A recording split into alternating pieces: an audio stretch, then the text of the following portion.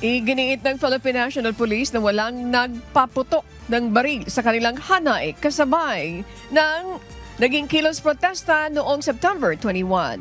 Sa kabila ng mga nasugatan at nasirang establishmento at sasakyan, nanindigan ng PNP na nagpatupad sila ng maximum tolerance sa lahat ng oras ng protesta. Base sa tala ng PNP, umabot sa 129 ang nasugatang mga pulis at 76 naman na mga sibilyan.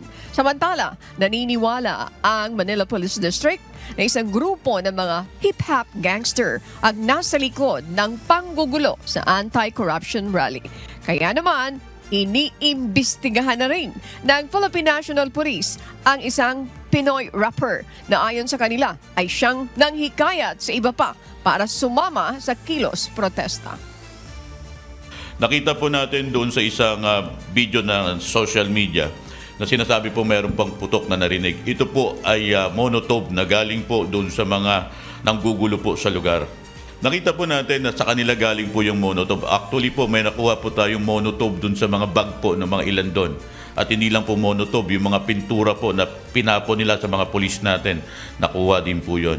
Pero po yung sinasabi po na meron pong pagpapaputok sa ating hanay, wala pong ganon. Meron po ito ng mga hip-hop na gangster, yun lang po yung nakuha natin.